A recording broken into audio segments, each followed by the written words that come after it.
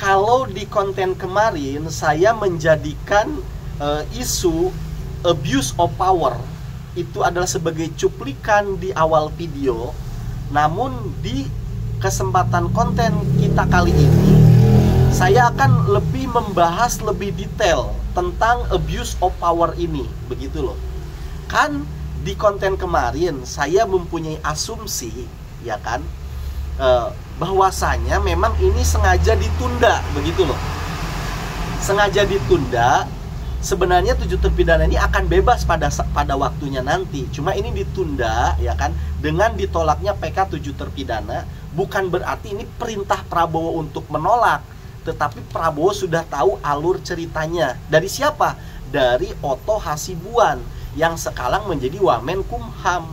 Kenapa ini untuk tujuannya untuk meminimalisir abuse of power ataupun menyalahgunakan kekuasaan? Karena kita tahu bersama di sana ada Otto Hasibuan, ada Deddy Mulyadi, yang kemarin Pak Otto Hasibuan ini sebagai pengacara 7 terpidana dan Kang Deddy sebagai orang yang membela 7 terpidana, dan kedua orang ini menempati posisi strategik, yang satu gubernur, yang satu Wamenkumham. Bayangkan kalau ini seandainya langsung diterima, begitu loh. Artinya misalkan Prabowo memerintahkan nih kepada si hakim, terima itu PK-nya, misalkan begitu ya. Maka di sana akan terjadi tuduhan, wah, abuse of power ini.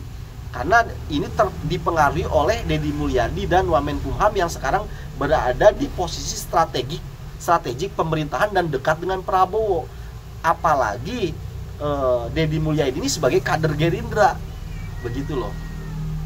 Asumsi saya ini sekaligus sebagai sebenarnya motivasi saya, keinginan saya ingin terbebasnya 7 terpidana. Kenapa saya sampai berpikir seliar itu, berasumsi seliar itu? Dikarenakan ini saya sudah tidak lagi mempercayai peradilan, begitu loh. Saya sudah nggak percaya lagi sama hakim-hakim itu, apalagi kepada polisi.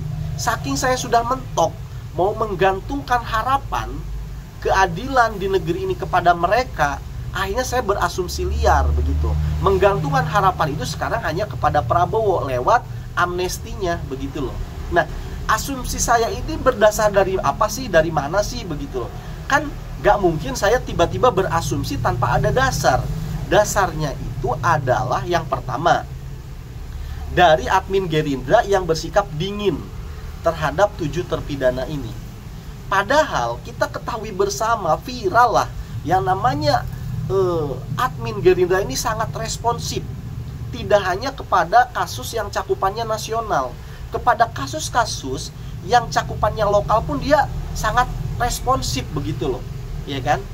Contohnya itu kemarin Gus Miftah aja, itu langsung respon banget, begitu loh.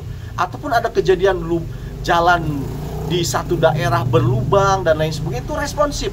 Tapi kenapa dalam kasus Vina dia kok diem-diem baik, adem-adem aja, begitu loh.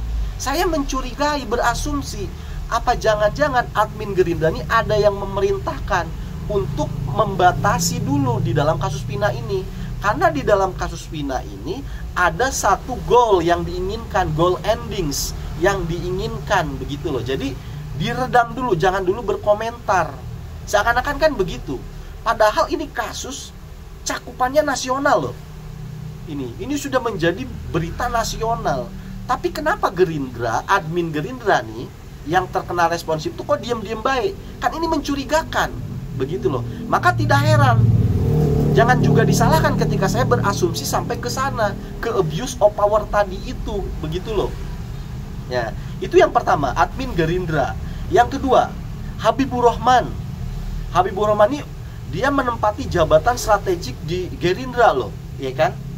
Nah, yang kasus viral kemarin itu yang pemukulan karyawan oleh anak bos di toko roti sampai dibawa ke DPR.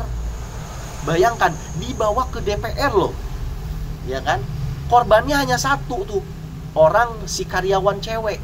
Lah ini 7 terpidana, korbannya ada 8. Dengan yang baru bebas itu si Saka Tatal. Dan di sana terjadi penyiksaannya lebih parah daripada di toko roti. Kenapa nggak sampai ke DPR? Nah, Ini kan menimbulkan satu pertanyaan, satu asumsi di saya. Apa jangan-jangan Habibur Rahman juga ada yang memerintahkan untuk keep dulu dalam urusan 7 terpidana ini? Begitu loh, karena di sana ada goal endings yang dituju. Apa itu goals endingsnya? Akan saya bahas. Begini, kita berandai-andai, misalkan kemarin PK-nya 7 terpidana itu diterima dan 7 terpidana bebas. Yang paling besar mendapatkan benefit di sini siapa? Dari tokoh publik adalah Deddy Mulyadi dan Otto Hasibuan. Karena kedua orang inilah yang paling getol menyuarakan kasus 7 terpidana ini. Yang akan dapat keuntungan besar, benefit itu mereka berdua. Lantas keuntungan itu untuk apa?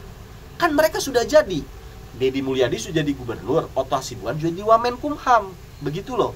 Maka di sini sudah artinya udah nggak perlu lagi lah dikasih benefit dua orang ini. Dia jadi gubernur lewat Gerindra, artinya lewat jasa Prabowo. Apalagi Otto Hasibuan jadi Wamenkumham, bener-bener jasa Prabowo yang manggil dia kan. Begitu loh. Maka ketika Otto Hasibuan ini memberitahukan kepada Prabowo, Pak, ini sebenarnya kasus pindah itu begini-begini alurnya, maka kemungkinan besar sih pihaknya hakim akan menolak, Pak. Begitu loh. Jadi ini diberitahukan nih kepada Prabowo oleh Otto Hasibuan.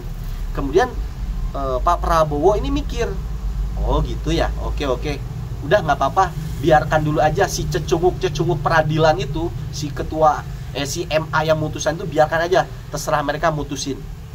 Karena kita punya goals ending, punya tujuan, ya kan, yang tidak banyak orang tahu gitu loh. Namun di sini kita akan coba membongkarnya. Nah, seperti itu tuh kalau seandainya langsung diterima. Nah, maka di sini dibuatlah strategi test the water, ya kan? Kayak test the water, paham kalian ya? Ngelempar batu ke air, ada buayanya apa enggak, ataupun respon dari kolam itu bagaimana, begitu loh kan? Nah, kemudian bener, ini test the water nih, ditolak dulu. Responnya apa? Ternyata bener, strateginya masuk. Karena apa? Respon dari masyarakat semua sekarang minta tolong kepada Prabowo. Dan semua masyarakat sudah tidak lagi mempercayai hakim itu, apalagi kepada polisi. Semuanya minta tolong kepada Prabowo. Begitu loh. Maka dari sini Prabowo bisa menakar. Maka kalau begitu nanti ketika semua orang sudah ibaratnya mengemis kepada Prabowo, kemudian Prabowo datang sebagai pahlawan, semua akan memuja-muji Prabowo. Keuntungannya untuk apa? Ya untuk negara. Ketika masyarakat percaya kepada presidennya, tentu ini juga membuat satu kepercayaan yang lebih juga terhadap negara. Itu keuntungannya itu di situ, begitu loh. Nah, jadi goals endingnya tuh ke sana, membangun satu citra yang membuat Prabowo makin baik juga nanti kepada negara, dan sekaligus di sini juga untuk memperbaiki, oh ternyata kepercayaan masyarakat terhadap polisi, terhadap peradilan ini sudah separah ini, begitu loh. Tidak seperti survei-survei yang diberikan, data-data yang diberikan, wah kepercayaan Anda sekian kepada polisi, ya kan, kepercayaannya kepada peradilan sekian. Ternyata tidak seperti itu, karena pada faktanya masyarakat nggak percaya, begitu loh.